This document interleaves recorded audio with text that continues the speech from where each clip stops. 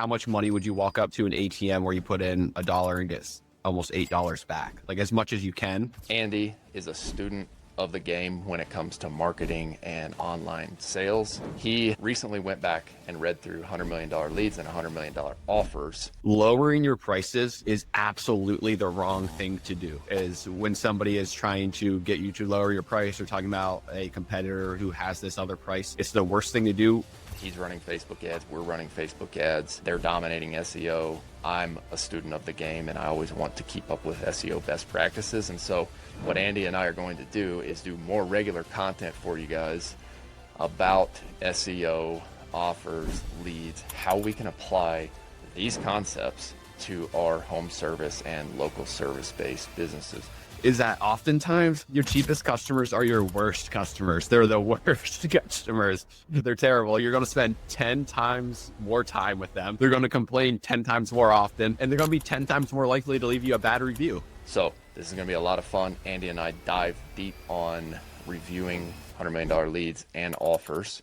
And we're going to touch on things like how to optimize your offers specifically at the local level. So stick around for the whole episode. These are going to be fun.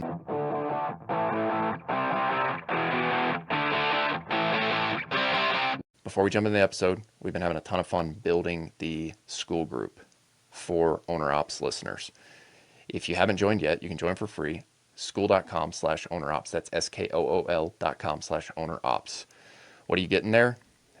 Free trainings on everything that we've used to grow Bearclaw from the last 3 years.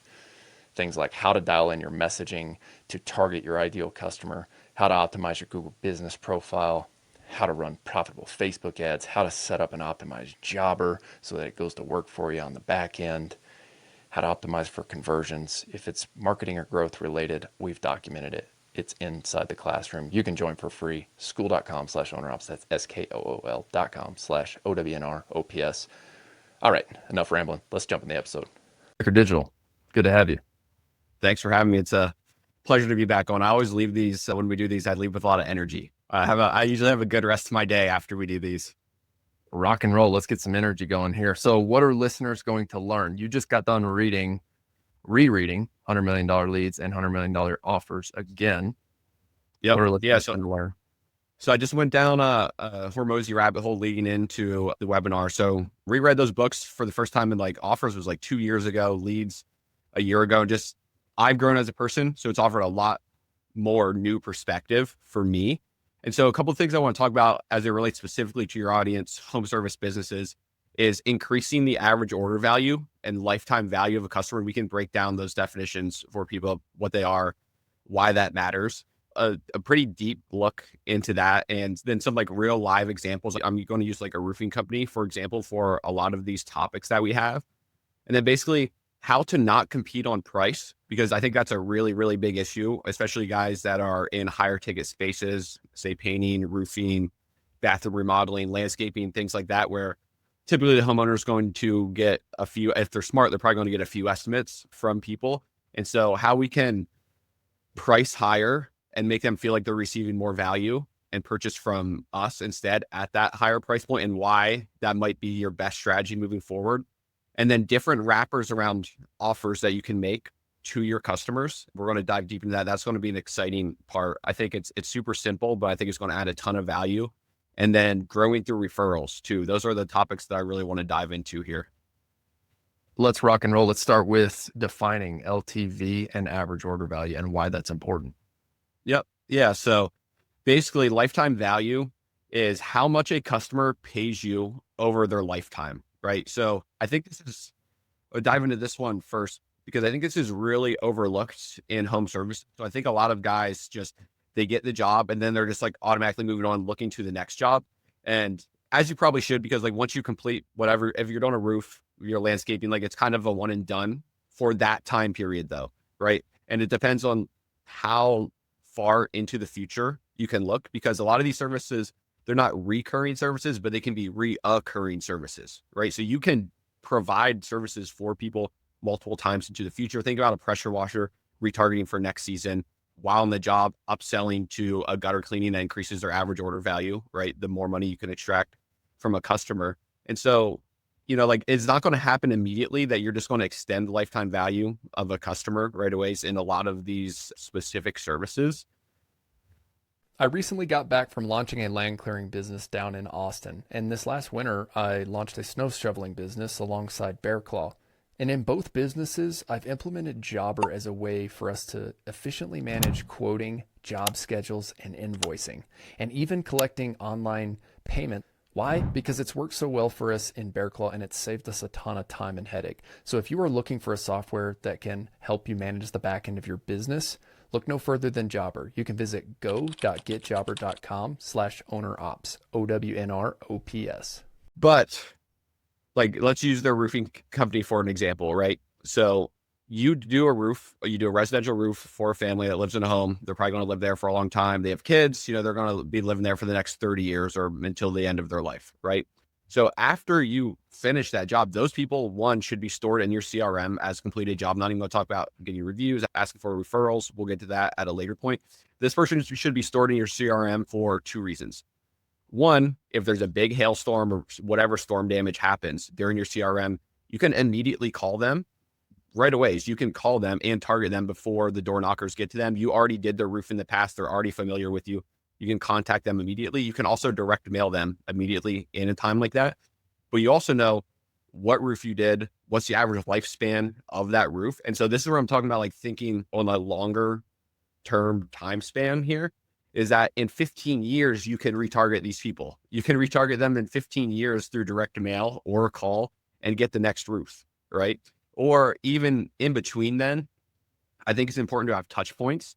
So a painter that we work with at Stryker Digital, he made a really good point to me one time. And he said he keeps touch points like 1 to 2 times a year just with customers that he's worked for in the past, even though he knows they won't need their service for a specific period of time. And it's just like Merry Christmas or like Happy July 4th, like whatever it is, there's a touch point through email, text, maybe a direct mail. Because the reality is if you got your house painted 10 years ago or you got a roof done 10 years ago, you probably don't even remember who did it. You probably don't even remember the company's name. So he just stays relevant in that aspect, because all of this is just small touch points and reminders of who you are for the next time that they do need that service, that there's no doubt in their mind that they're going to come back to you because, one, that you did work for them before, provided a very high quality service, and then you've stayed relevant and had a personalized touch to the mail you sent them, to the emails you sent them, and things like that. And I mean, you can even go as far as like calling them a year later after the roof and asking if they're running into any issues. Have they seen any leaks? Is there anything that we can help you with? We can give you a free roof inspection. Just like, I know it's like a lot of added operational intensity to do those kind of things, but if you put yourself in the customer's shoes, if you're that customer and you purchase and the person's following up to make sure that you had an excellent service, that everything was great, and they're offering you more free value, we'll come back out and check it in a year. If you want us to, we're happy to do so.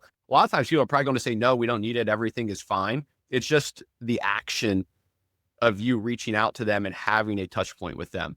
And so all of that said, that goes into extending the lifetime value of a customer, because the more that you can get a customer to spend with you over time, on average, the more you can spend to acquire a customer, right? As it relates to like paid advertising and things like that. So if it costs you as a roofer $1,500 to acquire a customer through paid ads, and your profit after your job is, say, $5,000, right? That leaves you with $4,000 of margin there. But you're good at upselling, new gutter installation, siding, I don't know, whatever the specific thing is that you can upsell. You could do this like example across a ton of home services, but you profit $2,000 more on average from each job that you do compared to your competitors. You can now have some form of a moat online to an extent, because you can now outspend them because you can afford to pay more to acquire a customer. So your ads can just be in their face everywhere and just mute out your competitors' ads. So you're the only one that they see, because now you can afford to spend more money on advertising because your average order value is much higher than theirs, or that lifetime value is higher, et cetera. But that's kind of my spiel to start there about average order value and lifetime value. But to recap those definitions, average order value is how much a person spends on their first order. So what can you upsell to increase that average order value? Because if you extrapolate this over time, like if you're looking at 3,000 customers over the next 10 years and your average order value is increased by 10% overall, that's a really big number over time. It might feel small with that one specific customer that you do it with, but extrapolated over years and thousands of customers, potential to add 7 figures to your bottom line, depending on, what the pricing of your service is.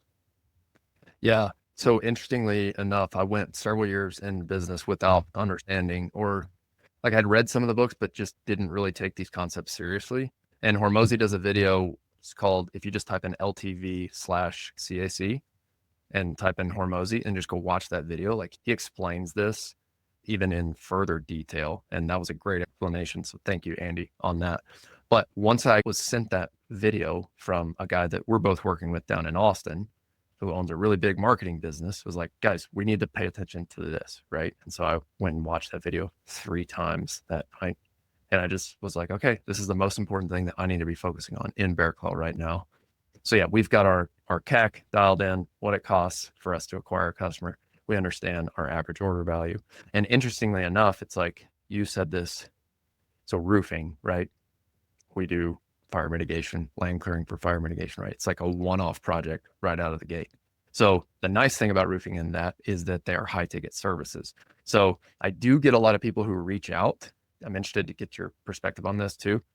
Facebook ads work for us because we have a high ticket service. We can go spend money on Facebook ads to acquire a customer because we have a high ticket service. Now, if you're just doing like $65 lawns, Facebook ads, probably not the best route. Yeah, super difficult. So we're actually haven't talked about this publicly yet, but I'm currently building and testing an offer for roofers that is Facebook ads, but it's different. It's not like, hey, we'll just run your Facebook ads. It's more extensive. It's to the point where the lead comes through Facebook and we have appointment setters on our end that will qualify them and then book them into your sales team's calendar. So handling all the intensity on the back end, you don't have to hire more people or anything like that. It's just people show up on your calendar, basically, is the way it works. And we're doing this. I want to handle that intensity because what I see a lot of guys struggle with is as they're owner operators and they're not there yet with a full team, they'll be doing paid advertising and the front end metrics of paid advertising will actually be pretty good, but it's not translating to profit because of a couple of things. Is they don't have any systems in place to nurture leads. Their speed to lead is 6 hours. You can't take 6 hours to get to a lead. The ideal time frame for this offer and what we're working on is speed to lead is 3 minutes. Is the idea is as soon as they submit a form to us, we're calling them within 3 minutes. If we can't get a hold of them, contact them for 7 days prior to marking them as a lost lead, put them into a longer term SMS strip, email sequence. I think all things that you do as well. It's just a huge missed opportunity for a lot of people, and Meta ads is much cheaper than Google ads as well. Google ads are very expensive because they're intent based. But, and we're doing it with roofers specifically because one, we have a lot of great results with roofers. And then it's because they're high ticket, like you said, we can't really offer that service to someone that's on a $70, $125 ticket price. It's just not really profitable unless you're locking them into a really good recurring year-long contract at that point, which is a rare thing in home services. Yeah, for sure. So let's further dive deeper into this. Customer acquisition cost is important to understand as a home service business owner in relation to your lifetime value or your average order value. Can you just explain that in the simplest form, why those two metrics are important and how they relate to each other? Yeah, the only metrics that really matter, when it all comes down to it. And what in that video, Hormozi took it to the next level. So a lot of people on the front end, they'll look at customer acquisition cost, how much you pay in advertising to acquire a customer. And then the LTV would be basically how much that customer pays you, right? But what you really need to look at to get a really deep understanding, this is what the best minds do. They find that initial data and then dive a level deeper. So Hormozi looks at lifetime gross profit. So not just because LTV to CAC, lifetime value to CAC would just be revenue versus customer acquisition cost. That doesn't give you your real number because you have a cost to fulfill that service. And so your LTV to CAC can juke you out really fast because you can look profitable. And then once you actually do the math to pull out those expenses of how much you actually profited from that customer, it's not going to be as sexy as it looks on the front end of just a revenue number. It's kind of a vanity metric at that point. But in the end, really, like, that's what it comes down to, is those two numbers. And like the ultimate thing is if you just rank on top of Google and people come and find you and call you, you have no customer acquisition cost at all. Like that's the ideal. Like the ideal thing is people find you through Google organically. They call you, you get the customer. You didn't pay anything for that phone call to acquire that customer.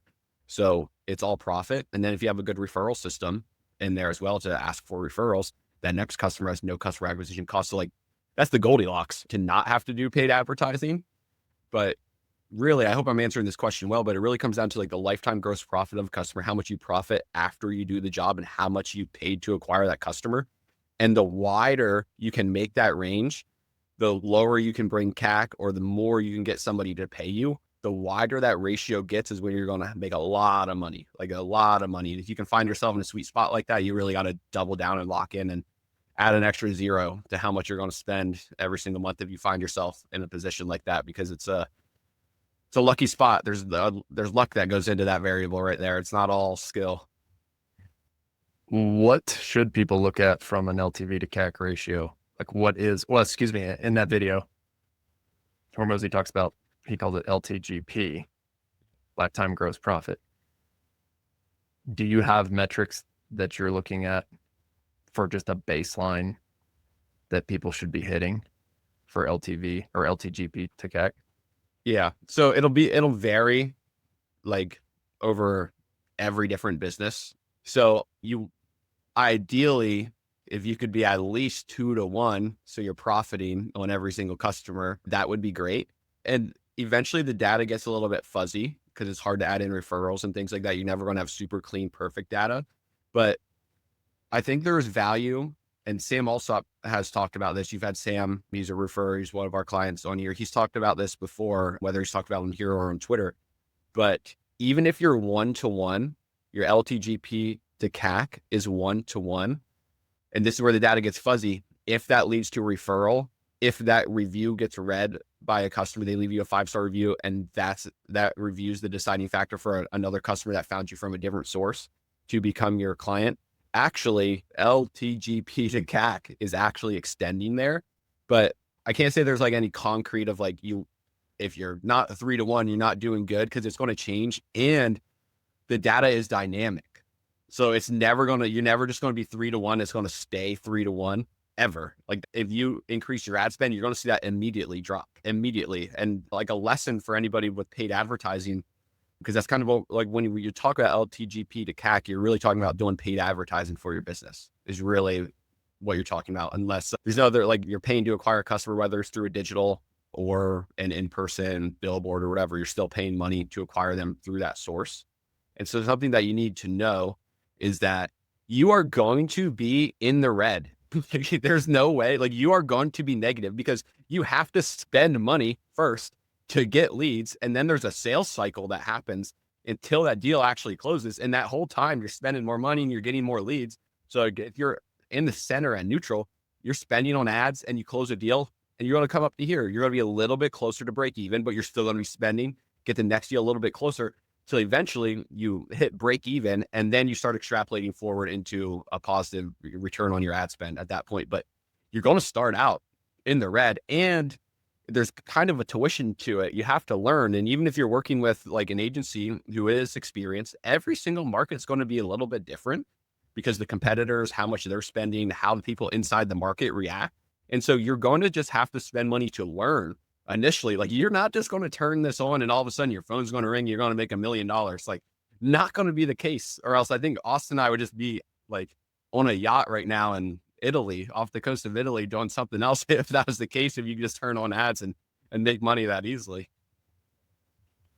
Yeah, you got to run and you got to test. So check this out.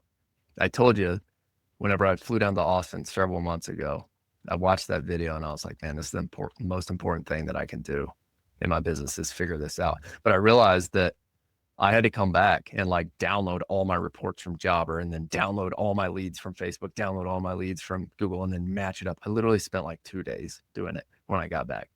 But I understood my customer acquisition costs from 2024. And then I understood what my average order value was. So I at least had a starting point. So I was like, man, I think I could build a system to do this. So check this out. I'm going to share this. And we can break this down in real time. I just implemented this into my business last month. So this is tracking the last 30 days.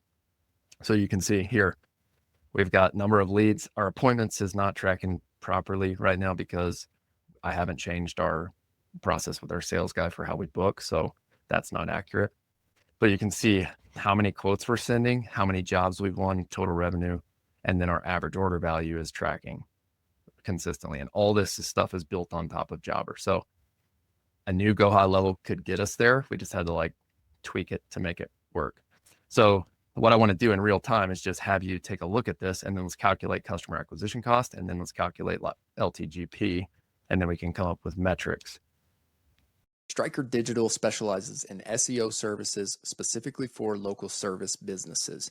Bodie and Andy, the two co-founders, have helped me get Bearclaw Land Services to the #1 search result on Google inside my state for my specific search term. If you want to learn more, visit strykerdigital.com. That's STRYKER-digital.com. So down here, which look at you guys, got us 24 leads over the last, Hell yeah.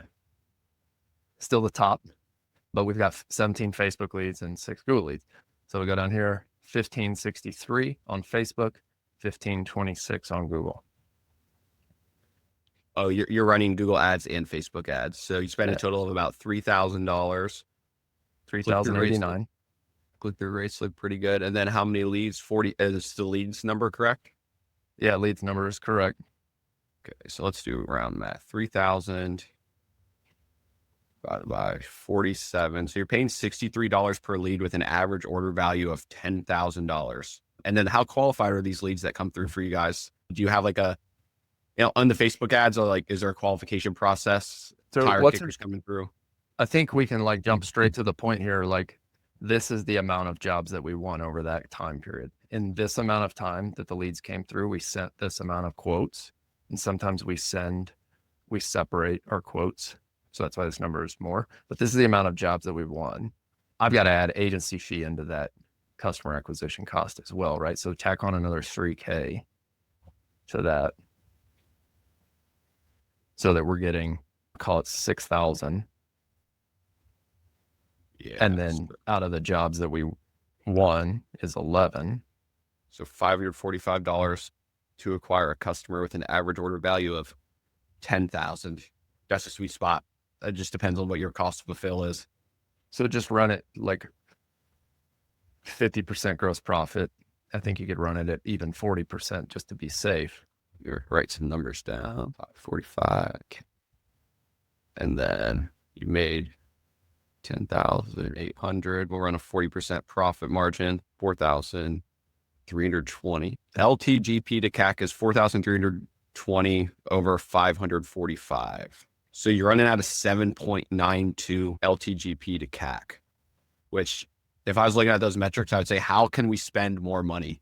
How can we spend more? Like, when you look at that number, it essentially, it's 7.92. So every dollar that you put in to paid advertising, you're getting $7.92 back. And it's like, how much money would you walk up to an ATM where you put in $1 and get almost $8 back? Like, as much as you can. But you'll see as you increase the spend, one, because it's a local market, there's only so many people are interested in that service at a specific time. So it can only handle so much money. So you have to go geographical expansion in order to like make the budget work at that point. And you'll naturally see that number probably decrease. But when you look at the dollar value, like say you spent $1,000 and made $10,000, but now you put in $10,000 and made $50,000, right? Like the number, the ratio shrinks a little bit, but from a dollar value, you're totally satisfied.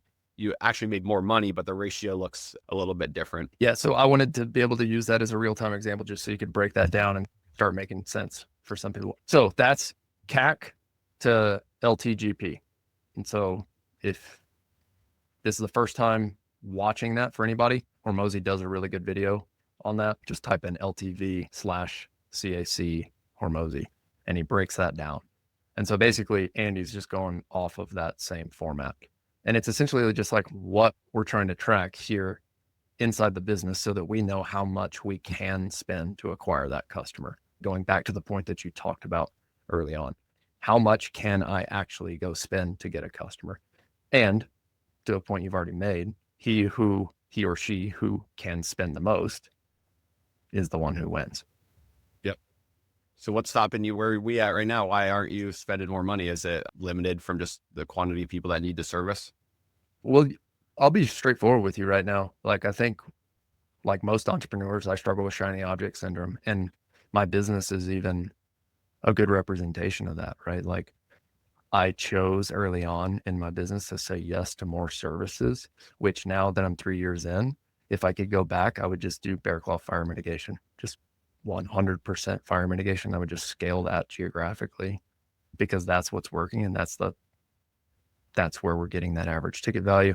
And that's where we're running profitable paid ads.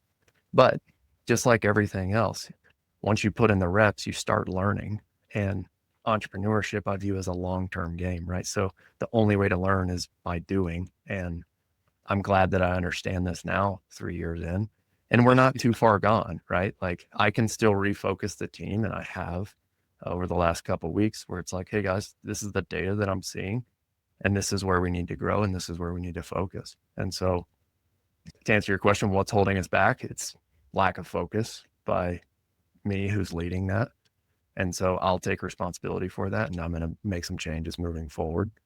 But I do get a lot of questions, and I got a question yesterday from a guy. It's like, hey, should I say yes to septics? And I'm like, here's what my experience was. I thought I wanted to go really wide with services, but like, what I'm learning is like, it's really hard to build multiple divisions within your business, especially in heavy equipment, because not only do you have to go build different SOPs and different processes and hire different crew members for different services and different certifications, you have to then go buy different equipment, which that's where I'm at right now, because we were so close to the point of like investing money in dirt equipment. And then I'm like, wait, why are we not doing more of what's working? Like, why are we not figuring out how to optimize this operational process and get as much LTV out of that as we possibly can? And so that's the answer. The second answer is geographically. Like, we're constrained by mountains, right? We have to mobilize to get to a different service area at least 2 hours. So there are some geographical constraints. Like, I've been using that as an internal excuse, and I think that that's the hard problem that I just need to solve as an entrepreneur. And it's so much easier to go shiny object. And I'm just learning that, and I'm confronting that. Right. It's a fear that I have, and I need to be honest with myself. That's scary to go do because you don't know if it's going to succeed or not. But the reality is like, we just have to face that fear and just smack in the face and figure out how to go figure it out. Right. Yep. So Yeah. Those are my real answers. Yeah. I think that's relatable to every single entrepreneur ever, especially when you're in your first like 3 to 5 years or so. I think you eventually transition. Like, I think that comes from a scarcity mindset, right? And then when you realize the abundance in like one vertical specialization, you're like, I'm way more comfortable now. But at first it's just like, you're trying to prove to yourself that this is achievable and something that you can do. And then once you kind of reach past a certain level, whether it's like in your personal financials or the business financials or something like that, where you have some room to maybe play and like step back and think a little bit. I think like I've come to that realization recently too, because like you recognize like here's an opportunity where there's good money to be made. This is a good value to the customer. This is something that should definitely be done. But you gotta say, oh, but I'm going to have to let somebody else do this. I can't take this on. And I think like once companies reach such a scale, it becomes a thing where you're going to launch a new division. You're bringing in like somebody who's like really good, really big. You're going to have to pay them extremely well and give them equity ownership if you want to tackle multiple departments, because that's why like the largest companies, it's not like bootstrapped by one founder, right? Like, even if they're still a private company, there's a lot of equity distribution within that company, because if you want to bring on top talent's going to come with high pay and probably an equity stake. But those are the people you can put in charge of a division and get it off the ground too. So it all depends like when you want to make those investments and things like that. But you can also think of it in the aspect of, I could take this capital and I could go put it in the stock market and average like an 8% return, or I could reflect on my business. And I've been far outpacing the market over the past X amount of years. And so is this riskier when I actually have more active control over this capital? Probably not. Probably not. If you like with the confidence and like the systems you built and the knowledge and skills that have been gained over time, the right investment's probably back into the business. But you do have to strike a balance of, de-risking for yourself as an owner at some point too, and pulling capital. I think like the right path is pull capital out of the business early on to give yourself some padding. And then once you hit a certain point, heavy reinvestment back in. A little bit off the topic of what we're talking about, but I thought like what you were getting to was really relatable and good for everybody. Yeah, absolutely. Well, you look at a guy like Sam, and what's interesting about hosting the podcast is I get to interview people who have crushed through the 7 to 8 figure mark. And there's just one recurring theme, which is like, they just focused on how to do more of the thing that made them their first million. And you look at a guy like Sam, who's doubled his business every single year since he started. He's not washing the roofs. He's not power washing things. He's not doing siding. The guy is literally putting on roofs, and he's scaling that one thing. Yep. And pretty much all residential too.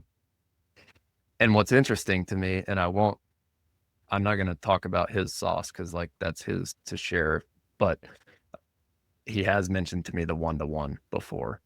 And I know he's got his strategy for how he actually increases and is profitable on the customer acquisition costs there. Yeah. But that's what you're going to see with the best guys. You're going to see like they want data because data is power and decision making. And then with that data, you don't have to think too hard. It'll tell you what to do. And so the best guys that we work with, Sam being one of the best guys that we work with, like they're tapped in, they're dialed in with their data collection, right? Like they have extremely good reporting on a weekly basis, every single week, even daily to an extent for some specific data points. And like, that's one of the biggest separators I see from the guys that are stuck at say 500,000 or $1 million in revenue versus the guys that break through 10, 20, 30 million. It's data. It's almost just data. Because data gives you perspective on how to think. I mean, it's true, man. Like once we implemented that system, it just solidified the decision in my mind. Like there's no question what the right decision is for me right now in our business. I remember Sam on the podcast told me that he, for the first several years of business, would literally go manually input how many leads came from each source, where it came from. And I don't remember all the specific points that he was calculating. Now he has a VA who does it for him, but like he's tracking that stuff daily so that he can pull levers at different times of the month.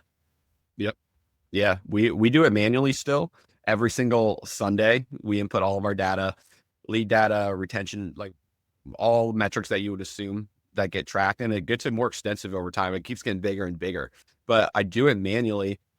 Could we automate it? 100%, definitely. But I think all of the value is doing it manually because as you're entering these numbers and collecting it and putting it in, you're forced to think about it. And I'm like, that's where all the value is. It's like me sitting down with these numbers and taking the time to think about it. So we force ourselves to do it manually every week. That's awesome. Okay. So we've jumped into the first topic here, and I think you had about 8 written down. So we've covered LTV and CAC. Let's dive into the next topic.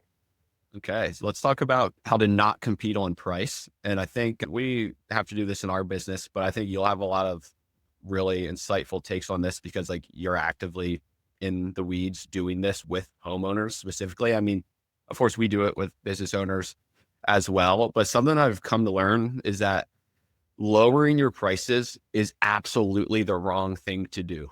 Is when somebody is trying to get you to lower your price or talking about a competitor who has this other price, it's the worst thing to do unless you have like some revolutionary way that you can just significantly decrease your cost and maintain your profit margin. Then I say absolutely go ahead. But I'm going to guess 99% of people don't have that. But it just gives them, I've noticed like when we've done it and what I hear from the clients that we work with is that when you do this, you kind of give that person leverage and the rest of the time working with them, it's kind of like they're beating on you a little bit for more and more and more like things outside of scope of work because you've already given in to them at some point on one of the most important things, price. And then the scope of work starts to try and increase on the things that they think you should do and whatnot. So one, you should definitely have that well documented, like when you go into any high ticket job of exactly what those services are that you're going to provide, that scope, like probably on a signed document. I can imagine doing somebody's roof or even going and doing fire mitigation for somebody on a big property of land and not having a good scope of work laid out because it could just be disastrous for your business. When you work with enough people over time, and if people listen to this have done enough business with enough people over time, there's things that pop up, right? So you're well aware of it. And then another reason I don't think you should be lowering your prices is that oftentimes your cheapest customers are your worst customers. They're the worst customers. They're terrible. You know, you're going to spend 10 times more time with them. They're going to complain 10 times more often, and they're going to be 10 times more likely to leave you a bad review. Like, it's just the reality of it is, like, when you lower price, you are stuck with the people who can't comprehend the value that you can provide.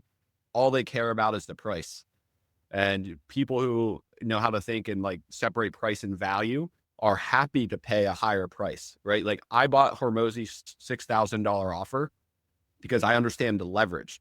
I understand that in the books that he gave, or in the AI that he gave, like the other offers that come with it, I understand leverage. And I know that there could be one sentence that I read in there that clicks for me and will cause me to make $100,000, right? Because I have leverage in my business. I understand the leverage. So paying $6,000 for information is something that I would definitely do.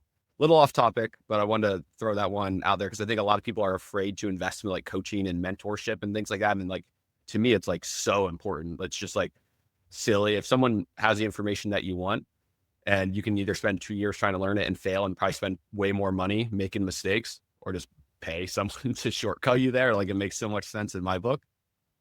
But so I know like a lot of people are thinking like, okay, well, now I'm going to miss out on a ton of jobs because they're going to go with the cheaper person. And I think me and Austin were just kind of talking about this with shiny object syndrome a little bit, right?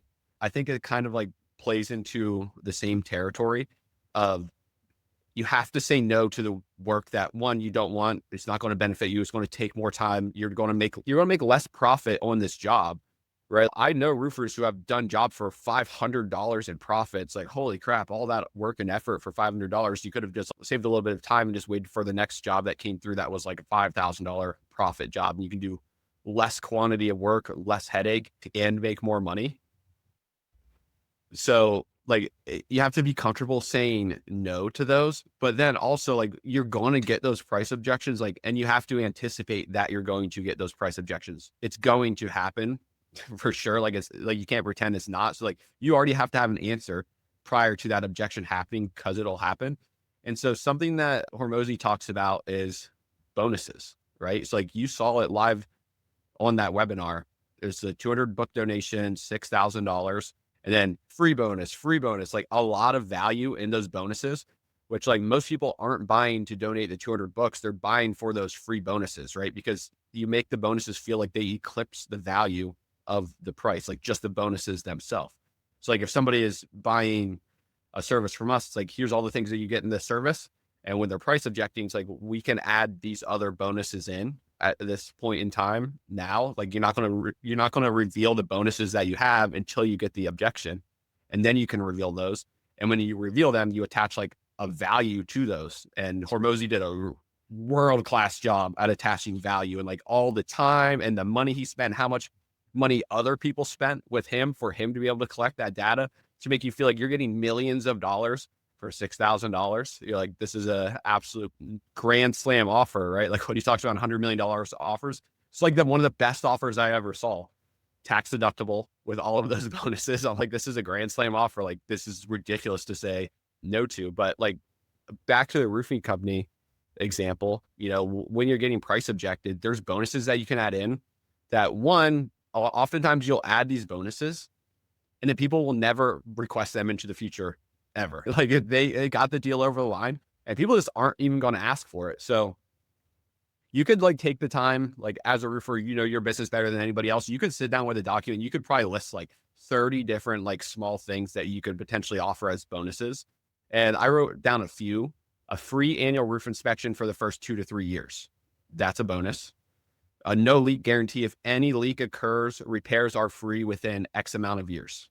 Bonus. That's a pretty decent value. You can attach a dollar amount to that. Free gutter cleaning at the 6-month mark. Attach a dollar amount to that. Nice. I would probably take on that if I was a homeowner. Extended warranty. I think a lot of people play into the warranty side. And then things like a guarantee of a timeline of completion. So like even for like remodeling projects, that's like a big thing. It's like you're having your whole entire kitchen redone, which is a significant part of your house. I think one of the questions that the homeowner is going to ask is, how long is this going to take? And you can either answer and you can be like, well, it might be 2 weeks. It could be up to 4 weeks because of this. Or you could say, I will guarantee that we will have this done within the next 16 days. It'd be precise about it. And that's a good offer, right? Not like the guy that's like, oh, well, it might be 2 weeks, or I got to get these materials in and wait on this guy. I'm not really sure. It could be within this time. I know guaranteed within 16 days, your kitchen is going to be done. You're going to be able to use it. It's going to be fully functioning. If it's not done within 16 days, I will refund you $1,000, right? No brainer offer. So there's a lot of ways to add those bonus stacks in to not compete on price. Because I do see a lot of people like in the Twitter sphere, in the home service money Twitter side, like a lot of people talk about this, complain about this. I see it within our clients, but I think you have to experiment with it, right? Like the first time you do it, you're probably going to flop and fail. And the second time probably too. You're not going to know how to like frame it correctly. So you got to get your reps in. It's like if you're a single guy learning how to talk to girls, like you're going to look like a dummy the first couple of girls that you approach and try and talk to, right? Like same thing in business, same thing in sales. It's the same thing, right? You just got to put it out there and try it, and then collect the data on it, iterate and improve it. That's my take on like trying not to compete on price. I'd be interested what you think about that, Austin. Nolan Gord from Top Choice Lawn Care and I were talking yesterday, and he sent me this picture. $500 client. This episode is brought to you by Dialed In Bookkeeping. Ben and his team provide bookkeeping services, job costing reports, and accurate financial information for the home services industry. If you're looking to keep your books up to date, visit dialedinbookkeeping.com/OWNR OPS. When you use this specific landing page, you'll get your first 3 months 50% off. I just feel as though with this investment I'm about to make in you, that we should understand how our lives are about to change, and I need results, and you need to bring them. I am entrusting you with our livelihood and lives. And then down below, $50,000 client, the quotes say, money sent, thanks. Yep. I've actually had a prospect basically say that exact thing, like brought his wife on, brought his kids onto the call, and he's like, I'm trusting you with my life. That's what I told him. We're not going to do this. We're not going to do this deal together. I'm just doing your SEO. I'm just doing your SEO. I'm not wrestling your whole entire life. I can't go into this one. But it's true. It really is. And it's like, I think that's why I really like the approach of, I mean, look at Hormozi, right? He puts out so much free content. Anybody could go watch his YouTube channel and literally just implement the stuff and grow their business, right? So if that's you, and if you're early on, there's plenty of stuff on YouTube that you can go use to go grow your business, right? But then the people who are paying the highest ticket price, they just want it done by a pro, or they want to be held accountable by a pro, right? Same thing in home service. It's like, what do the people who are willing to pay the highest price want? They want great service. They want clear communication.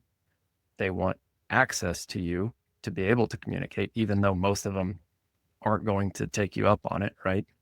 But if you can show up and showcase that you are the pro and that you do have a process to take them through the estimating process, and then showcase how the process is going to work for operations, those people trust you as the pro. And if you can build that trust early on, they're the ones who are willing to pay more.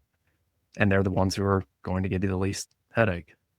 Yeah, it's so true. I've seen it so many times inside of our business. Just the people who ask for the deals, and early on, whenever you're in business and you make a deal or you do a price negotiation, they're the ones who just complain about every little detail, and they just end up being a thorn in your side.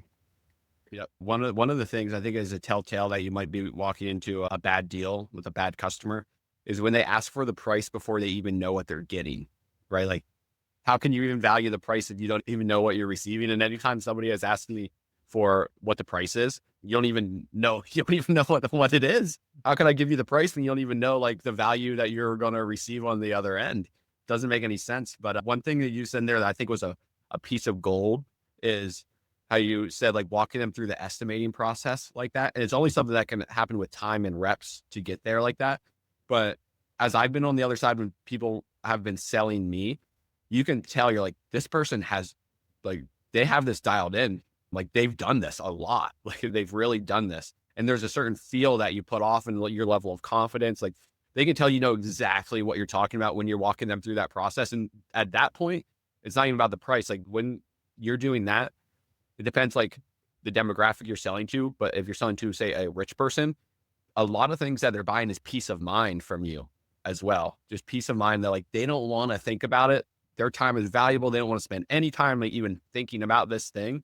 And so like during that process, when you're showing like how intelligent you are about this specific thing, and it looks like this is just like another day for you, you've done it a million times, you're instilling a lot of confidence in them through that process there. So I think that's like a piece of gold that I had to point out that you had there. Absolutely. And it even starts in the initial lead process, right? If they fill out a form on your website, if they fill out a form on your Facebook ad, or if they're clicking on a Google ad, I know how I feel whenever I'm searching for a service and I can't get a hold of the customer at that time. Because it's like, think about how busy we are as Americans. Think about how busy you are as an entrepreneur living in America. Like you have a million things going on at any given time, right? If that customer that you're reaching out, if you're looking for a service, doesn't call you right there, you're already on to the other 999,000 things that you have on your to-do list. And I believe that customers in today's day and age feel similarly. So if you're not reaching out to them immediately, then they're just going to go to the next person. And the person who does reach out, going back to speed to lead here, is going to be the one who gets the at bat. Yeah. Touching on the offers, I think something you're getting to is you don't want your prospect to have to do anything. The more that you can decrease the effort on their side, the better the offer becomes. So like if you guys go back and you read $100 million offers, it's hard for me to skim the pages to find where it's at right now, but he lays out like, oh, here it is, meditation versus anxiety, or meditation versus Xanax. I'm sorry. And you know, like how much effort one takes. So meditation is this huge long list. So like you got 10 to 20 minutes, you go through physical discomfort, you do all of these things. It takes a lot of focus and attention. And Xanax is swallow the pill, 15 minutes for the effects, relaxation, decrease anxiety, feeling of well-being. Like you just swallow a pill, right? And so you can tell as humans, we're a path of least resistant creature, right? And so, I mean, you can just look at society as a whole as it relates to like fitness is always a great example. Weight loss, food that you eat takes a lot of effort to go to the store, shop for good food, cook the good food, right? Or you can just drive through and pay a couple bucks and get food served to you that's unhealthy. Path of least resistance, obesity rates drastically increase over time as that becomes more accessible to us. So you see that we simply choose the easiest path consistently. But us as entrepreneurs, we don't. This is not the easy path to do, right? But you can see like from this example of how you want to decrease the effort on their side. You want to make it super, super easy for them, whether it's like from that first initial lead intake process of gathering the information that you need from them, and then all the way through the actual fulfillment of the service. Like the less contact you need from them, or if you're a roofer and each day that you finish, you're sending pictures and a short video showing like what was completed, what happened, what the next steps are, what the next stage are, and expected timeline. Like that's a really good quality service to offer, is like the touch points during the service as well. Like the initial, like in our business or digital business, we call it the onboarding process, high touch, high value, speed to a win as fast as possible is the goal. But you can like stretch it out through like all the fulfillment of the service after that. And then when you're delivering a good service in the moment like that, a lot of people will wait till the job is over to potentially ask for a referral. But typically the customer's excitement is most after they made the purchase, or after you get them like that first win in the service that you're delivering. And like, you can tell that they're really excited. Best time to already ask for a review, best time to already ask for a referral at that point. And so like give and take, like there's going to be nuance to it with your service or the customer you're working with. It might not be the right approach sometimes, but that's a really good way to get referrals. Like in our business, we ask for referrals as soon as like we get the first win with people right away. So after the onboarding process, if they're like, that was really great, that was awesome, like this is the best process I've been through, perfect time to ask for a referral, ask for a review, anything like that. And I think that a lot of people need to ask for more referrals. You need to ask. And so people won't do things, like they won't even think about it until like someone would have maybe approached them and someone would ask them like, hey, who should I use for this service? They won't think about it. You have to ask. You have to ask them. And you can't be afraid to ask them. If they say no, say no big deal, no problem. Just thought I would ask, no big deal. and they'll just shrug it off and they'll probably just forget about it immediately as well. But you got to ask for referrals too. And the last part, sorry, I was going to be quick about this one, is offer wrappers, right? So the actual offer that you have could be a first-time customer special. It could be $1,000 off a roof, like you name, like whatever free or like special offer that you have, discount, whatever it is. And that offer can stay the same. You just give it a different name. July 4th, $1,000 off your roof. Memorial Day, $1,000 off your roof. You just rename the offer over and over again. And the thing is that the customer won't remember, because if they're looking for a roof, they're only looking for a roof for that period of time. Once they got the roof, one, they're not getting hit by your ads anymore. They're not just following the marketing of your company to see what you're doing. So to each new person, when it's time for them looking up for that specific service, they think right now is a special offer. It's perfect. It's great. But you're really running the offer the entire year. You're just giving it different names for like certain events. And Hormozi will talk about it in $100 million offers, like 2-year anniversary special, $1,000 off, July 4th, Veterans Day. If you use anything as a special offer, it'll work. Somebody said something one time, and I don't know who it was, but I used to think every ad I ran, there's like something psychological where it's like, okay, if I'm putting it out on social media, that means everybody's seeing it. And the reality is very few people are seeing it. There's this concept where it's like somebody has to see your business 7 times before it ever even like sets in. And so I've been thinking about that a lot recently, because early on you think, okay, I release a Facebook ad or I release a YouTube video. The reality is the people aren't following it. They have their own lives to live. They care about themselves, right? They really don't care about you and your business. And I think like once that set in, I was like, okay, like I can rip on all these platforms and like just blast things everywhere, right? And to your point there with the offer, like if you did an offer last year, nobody remembers that. Nope, not at all. They don't. Like, you pay attention to yourself and your business very closely, but try to think about like another business, like just trying to think of like your local plumber. It's like, I have no idea if they're running a special offer. Must be the first time that they're doing it. I have no idea. I have no evidence to say they're not. People just don't think about it on that level. Entrepreneurs like us, we might think about it, but the average consumer isn't necessarily thinking about it like that. And another point that you made there is like kind of just like being comfortable putting yourself out there is what it is to an extent too. And so you do a good job of this. And there's a couple other guys that do a really good job of it, making content and making it fun. So, you know, Malcolm has been on the podcast before. Those guys do awesome with social media content. So when they run ads, depending on what level of awareness the customer is, they come through the ad, they click to their Facebook page, they click through their Instagram page. These guys have really good content about pools. Like they're pool builders, they pool cleaning, fiberglass, gunite, whatever it is. They have really good content, meaning they have a really good brand. And me being able to see into the back end, they have a lot of branded searches that come to their website, which is that's a sign of a good brand. Like the number one way that people get to your website should be them searching you. That's how you have a good brand. It shouldn't be like roofing company near me or whatever. It should be your number one should be your brand, because that's how you know you have a good brand. And the subset of clients that make a lot of content, I see a lot of branded searches to their website, a lot. And then a common thing with all of those businesses is that they're doing really well. They're doing really good and they make content. They're all doing great. It's like, there's no guesswork to it. Like they're all crushing it. There's no guesswork. And dude, it's like we live in a time right now where we have no excuse. There is no excuse. The only excuse you have, or the only reason you're not growing the business, is because you aren't putting in the effort. And dude, like I used to guide elk hunts after college. Like I was in the woods every single day. Like I freaking hated social media. You know what I mean? Like I really did. And then I got into business and I'm like, well, if I actually want to grow this thing, I got to figure out how to like make this fun and actually enjoy it. And so I'm an all in or all out type of person. And for a long time I was all out. And now if you guys are watching this, you probably think I've been all in. And the reality is I made a decision to just be like, I'm going to figure this thing out, because the guys and the gals who have figured this thing out, there is a common theme.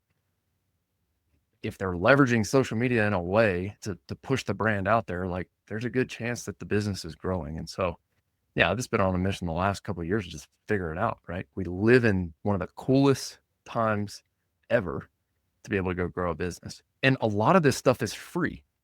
And whenever you're starting out, it's so hard to think about, it seems overwhelming, right? It's like, oh, I got to have an editor. I got to have like microphones. I got to have it's like, dude, I've scrapped everything and I literally just use the iPhone for like as many things as I possibly can. That's why we're doing these live streams now for the podcast. It's the least path of resistance. I'm going to do no editing on this thing. Andy and I spent 2 minutes creating a thumbnail on Canva right here, slapping it on, and I'm going to post it to YouTube, right? And you guys there's 342 people here on Twitter right now, or X, whatever Elon calls it.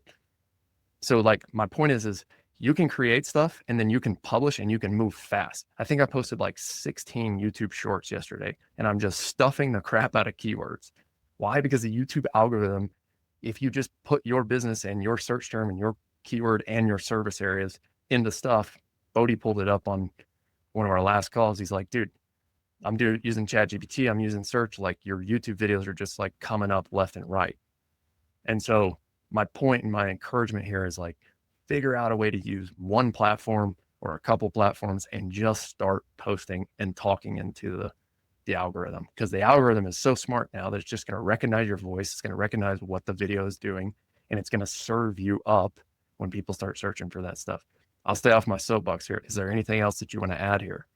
No, I think I love doing these. I'm leaving a lot of excitement into a team meeting after this. So gonna bring all this energy over there, but really enjoyed it. I think ton of value. And then I guess one last piece to add is that you mentioned there's really no excuse, and there isn't any excuse, because any home service business specifically that you want to build, or really any business, unless you're building a new Facebook or whatever, there's someone who has done it, that has laid the path, that one you can like on your own, probably go find content that they've created, podcasts they've been on, and learn from them directly.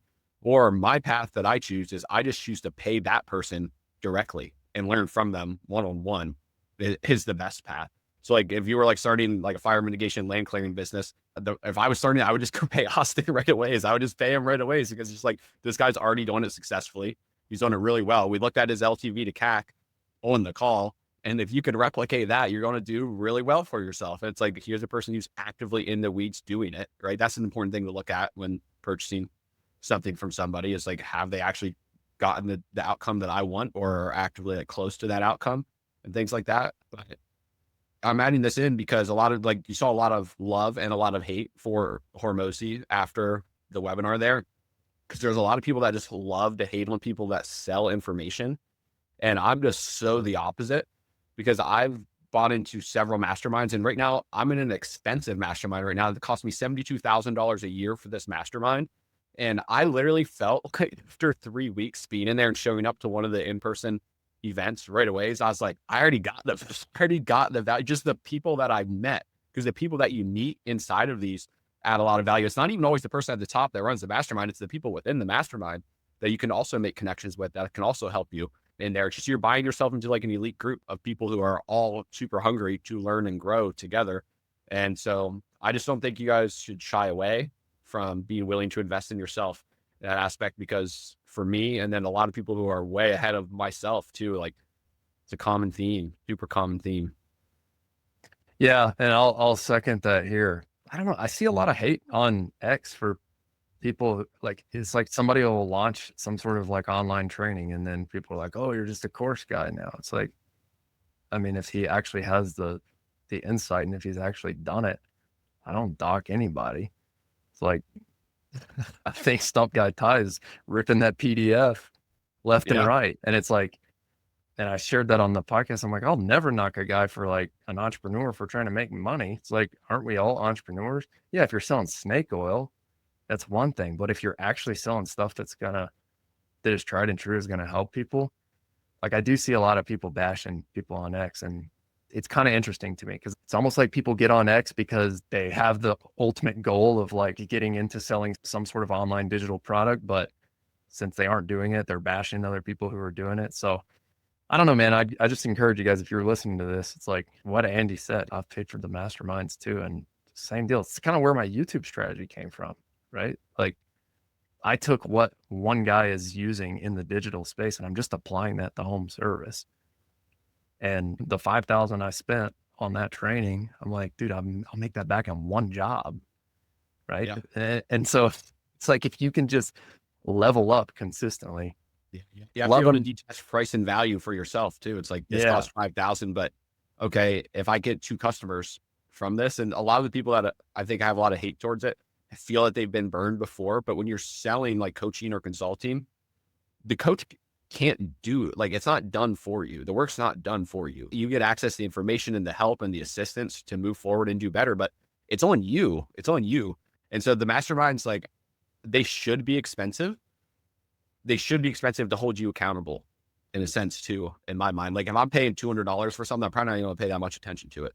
Right. Yeah. But if somebody's going to charge me $6,000 for something, I'm probably going to put a lot of effort into this, but it holds me accountable because I really pulled it out, put it on the table, and I put my money where my mouth is. So I need to back it up now. Yeah. The last thing I'll share, as an entrepreneur, something's wrong in the business, it's always your fault. Yeah. Great book. You're referencing Jocko. Great book, Extreme Ownership. I haven't read that one, but it's something that is a reality, right? It's like, second we start pointing fingers at other people, something's wrong, right? Like, if you're the owner, if you're the one leading, it's your fault. Build a better system, hire better people, figure it out, make things happen. I don't want to end on a negative note there, but this has been incredible. Andy, thanks so much for bringing your time and energy into this. What's one last thing you'd share with listeners here? It's mindset. It's so much of this is your mindset, as we talked about, whether it's come to advertising or growing the business. And it's that, especially if you're someone who's listening that's early on, there's going to be times you really want to give it up. You're really going to want, when you're dealing with that hard customer, you haven't generated new business for a period of time. And I'll tell you that these lumps are never going to end. They're never going to end. And the lumps start becoming larger sums of money as well. The mistakes that you make start becoming larger sums of money as well. But it's really like you deciding that you're going to be the person that's just going to figure it out. Like, just, I don't care what you throw at me. Like, it's going to suck probably, but I'm just going to figure it out anyways. Like, it's just like, success is just a decision that you make. Really, it's just a decision that I'm the person who does not give up and is pushing forward through whatever comes at me. I'm just going to push through it, and I'm going to do my best to figure it out. And sure, I'm going to take some losses along the way, but the losses are the most valuable part of it. Like, all of those hard times, when I reflect on like the last couple of years for us, every hard time, because I didn't shy away from it, I walked towards it. I grew so much. I'm not talking about like the business financials or like the business growth, but the skills that are developed as a person and as an entrepreneur. When you're going through those hard times, you're either going to get a lot better, or you're going to be the person that just quits and runs away. So it's a decision of who are you going to be in those hard times. I think that's my last addition. I love it. I love it. Well, thanks again for joining, Andy. Once again, listeners who are listening to this live, thank you for joining. Andy from Stryker Digital, SEO specialist. You can find him on X at, what's your username? Andy_WLKER. Sweet. On X. So Stryker Digital, he and his business partner, Bodie, they've been running our SEO at Bearclaw for us for the last 3 years, I believe. And still, they got us to number one within the first 6 months, and we're still sitting at that spot for our search term. So shout out to you guys. Thanks for doing what you do. Thanks again for being guests on the show. Listeners, thanks for listening to another episode of the OWNR OPS Podcast. Every week we drop episodes on Friday where we talk about building local service-based businesses. Every Saturday, we're sending you a newsletter where we summarize the main learning points from the guests on the podcast. So if you haven't signed up for that yet, go to ownerops.com/newsletter. That's OWNROPS.com/newsletter. We'll see you guys next week. Don't forget, work hard, do your best, never settle for less.